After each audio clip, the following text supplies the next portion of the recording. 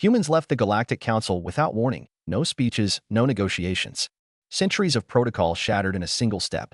At first, the Council tried to pretend nothing had changed. But then the crises came. Worlds burned, oceans boiled, and help never arrived. That's when the rumors started of a human-led coalition solving disasters before the Council even held a vote. Infiltrators were sent. Sabotage was triggered. Old power tried to strike back. But the humans didn't come back to beg. They returned to fix everything. Now the Council stands divided, the galaxy at a crossroads. One question remains: will the old guard adapt or be left behind? Stay with us if you want to know how the story ends, and don't forget to subscribe. They didn't see us coming. Not because we were hiding, but because they weren't looking. The Council's gaze had long drifted away from the fringes, grown blind from centuries of protocol and ceremonial paralysis. To them, humanity was a curiosity, a backwater species cataloged and left to mature, if it ever did. But we matured fast. Too fast. And when the humans walked out of the Galactic Council's grand chamber on Thyrexis Prime, they left behind more than empty seats. They left a question, one that echoed louder than any formal decree ever could. If the system no longer serves, why should we stay? The Council erupted, not in war, but in inertia. They stalled, postponed, redirected attention. 1,000 subcommittees formed to analyze the implications. Speeches bloomed like fungi on the floor of the assembly. And while words flew, stars burned. On the outer colonies, trade routes crumbled under pressure from solar instability.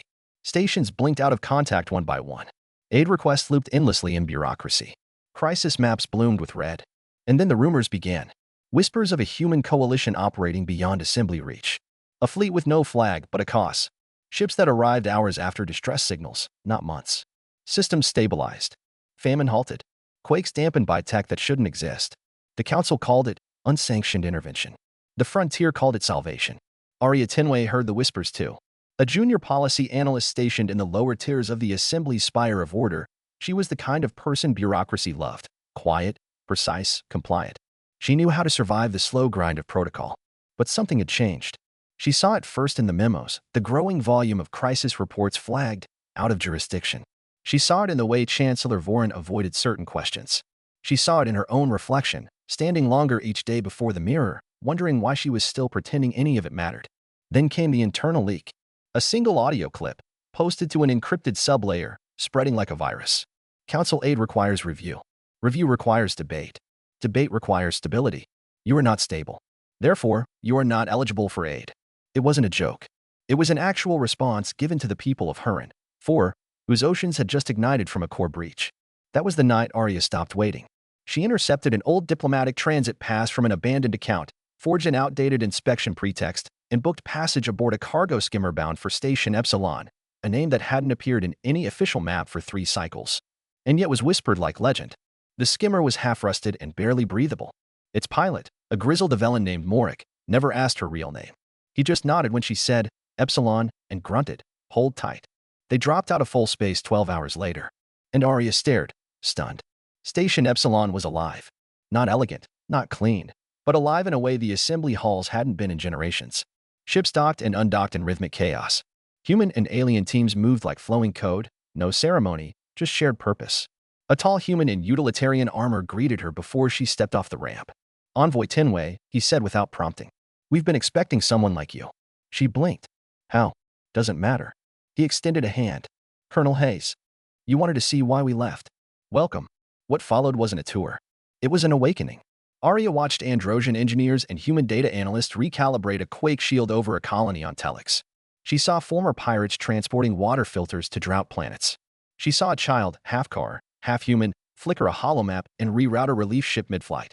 And not once did she hear the words, "We need committee approval."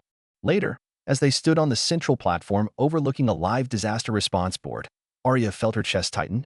A system this fast, this functional, it couldn't be allowed. Not by the Council. She turned to Hayes. They'll come for this.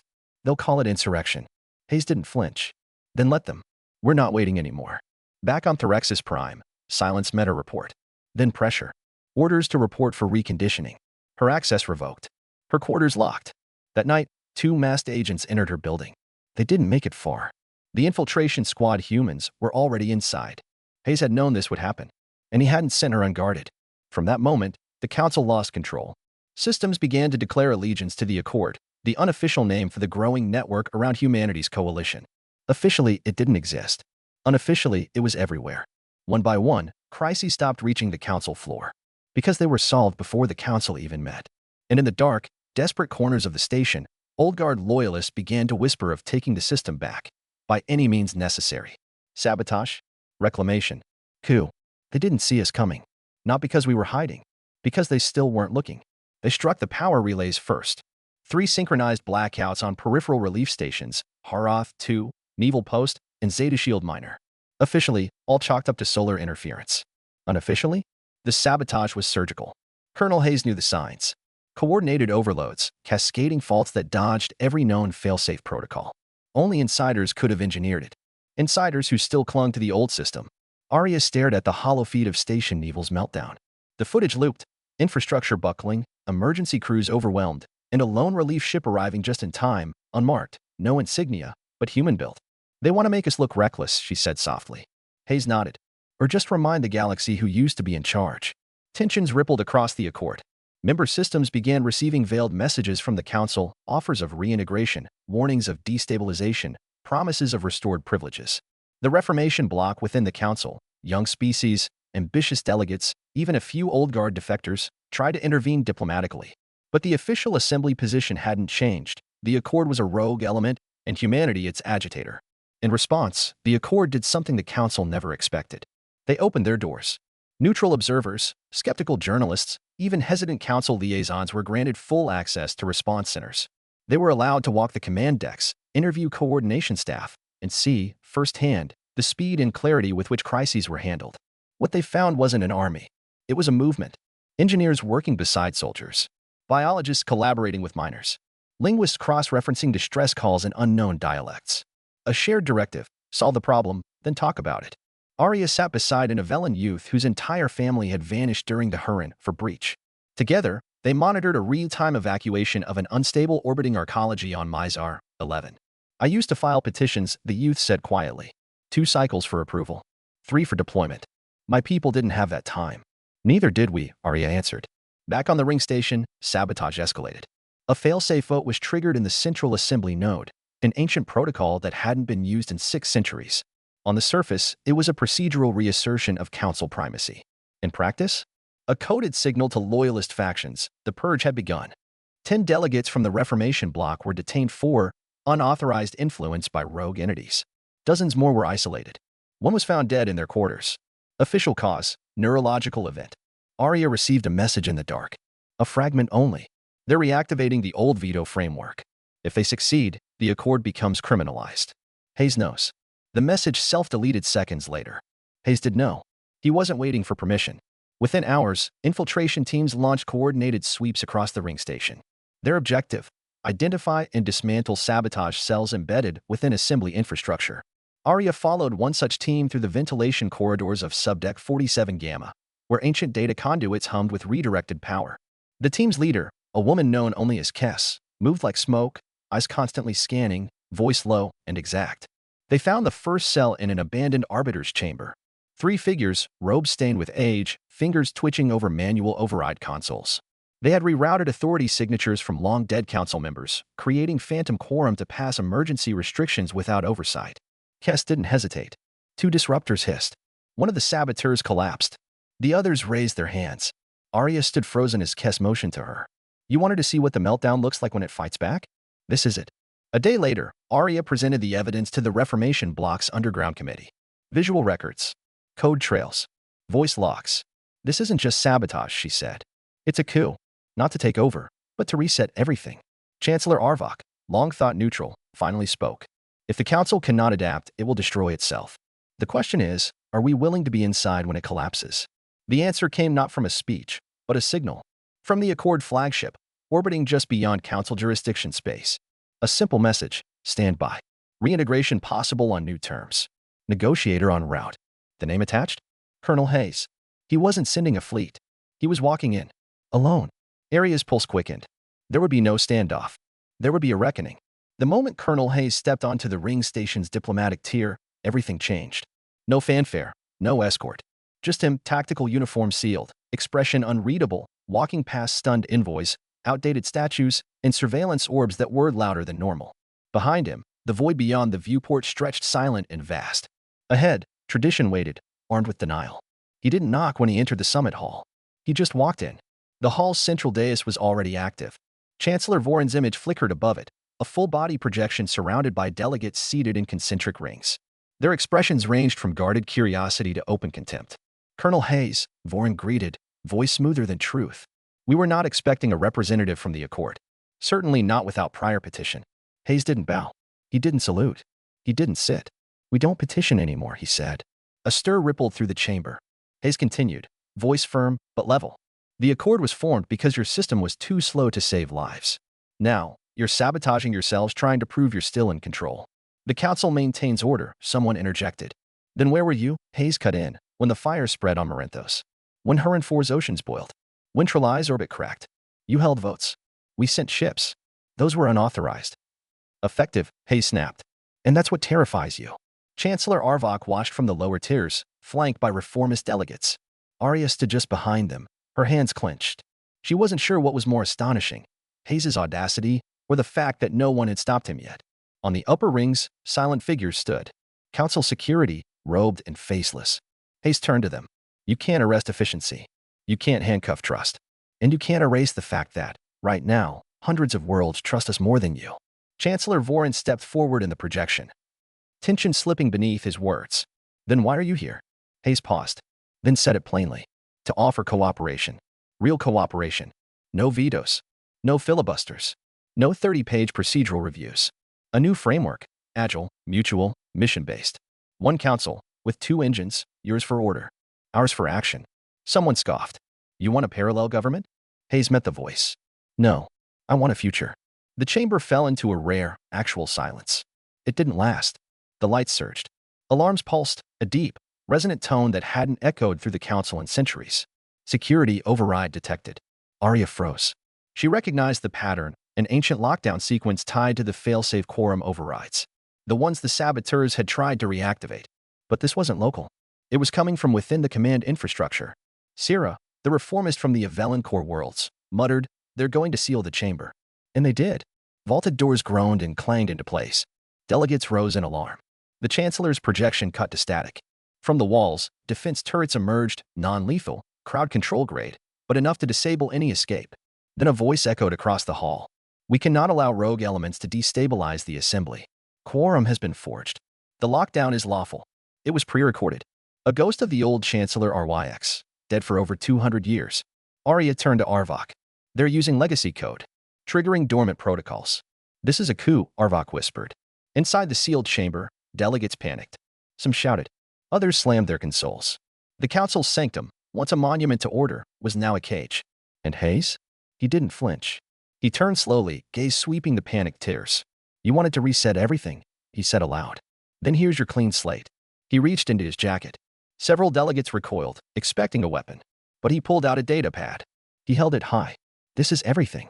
Proof of quorum fraud, false delegates, pre-coded overrides, procedural hijacking. It's been transmitted to every allied system, independent media net, and neutral archive. The pad beeped once. Upload complete. You can kill the chamber, Hayes said, but you can't unlight the truth.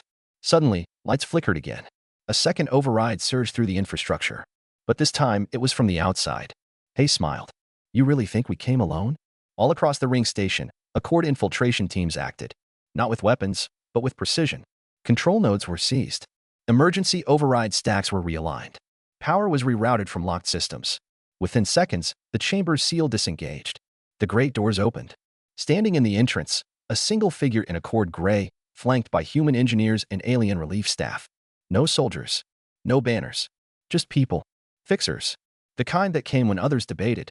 As guards stood down and delegates turned to look, Arya walked forward. Her voice calm, her body shaking. You want to know what humanity is now? We're the ones who fix what your fear breaks. And we're not asking anymore. She handed Chancellor Arvok a new charter, co-drafted by multiple systems over the last 12 days in secret communication channels. It had one purpose. A council that acts. The choice was theirs. Sign, or be left behind. They called it the Assembly Reboot, though no one remembered who coined the term first. The name stuck like gravity. Within 40 hours of the data leak, 37 systems announced temporary suspension of all treaties pending ratification under the Accord Reform Compact. Not secession. Not rebellion. Realignment. The council floundered, not from lack of power, but from too many voices suddenly going quiet. Their control wasn't ripped away, it was simply ignored. The Reformation bloc, led now by Chancellor Arvok, Sira, and a handful of delegates who once watched from the sidelines, pushed through emergency authorization for structural dismantling of legacy protocols. Entire departments vanished overnight: the Bureau of Petition Indexing, the Subcommittee for Observational Rituals, the Office of Harmonized Rhetoric. In their place came something else: the Rapid Oversight Council. Smaller, faster, answerable not to tradition, but to outcome. Its symbol, a broken circle, still glowing. Hayes never returned to Thyrexis Prime. His job, as he explained in a rare public address, was done. "We're not meant to govern your council. We're here to remind you what it's for." He left before applause could start. Arya remained. She wasn't a soldier, nor a politician. But people listened when she spoke, because she spoke plainly, and had bled in the chambers others only visited in ceremony robes. Her first act as liaison to the new Joint Crisis Council was to shut down the Great Forum Hall for renovation, not architectural, but procedural. Its towering hologram arrays were scrapped. Its echo-amplifying acoustics disabled. "Deliberation doesn't need grandeur," she said. "It needs signal clarity." In the old corridors, echoes of resistance flickered. Small pockets of die-hard loyalists whispered of restoration, of purity. But no one listened. The worlds had seen too much. Telex's atmosphere was stable. Huron 4's oceans were clean. Trelai's orbit had been fixed with a hybrid engineering solution co-developed by humans, Kar, and Androsians. Results spoke louder than protocol. Even the oldest systems, Tarnak, Vilare, the Silent Constellation, sent observers. Not to judge, but to learn. 3 months later, Arya stood on Vantage Deck 7, overlooking the stars from the curved edge of the now-neutral assembly ring station. Beside her, Chancellor Arvok leaned silently, his head spines relaxed in a posture of full peace. Below them, the docking fields buzzed with motion. Human transports. Council envoys. Multi-species aid crews transferring crates labeled not with flags, but with function. Medical. Terraforming. Relief. Restoration. "This used to be where they staged ceremonial processions," Arvok said absently. "Chancellors would emerge in golden light to deliver opening oaths." Arya smirked. "Seems like a waste of light." He laughed softly. "And now we illuminate logistics corridors instead." A pause. Then he asked, "Do you think it will last?" Arya didn't answer right away. Instead, she looked to a small vessel detaching from a lower dock, earth markings faint, but still visible. A young pilot waved through the cockpit window. Arya raised a hand in return. "I don't know," she said, "but I think we've given it a reason to." Elsewhere, in a quiet corridor now converted into the Rapid Mission Nexus, a final sabotage device blinked its last. It had been disarmed 12 days ago by Kess and her infiltration crew, but left intact to trace who might come looking for it. No one had. The war was over before anyone could declare it. Not with weapons. With trust. With function.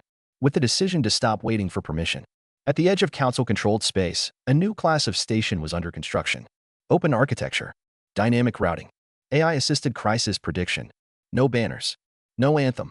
Just one inscription, laser-etched in every language of the Accord. "Let the stars burn bright, because we acted before they went dark."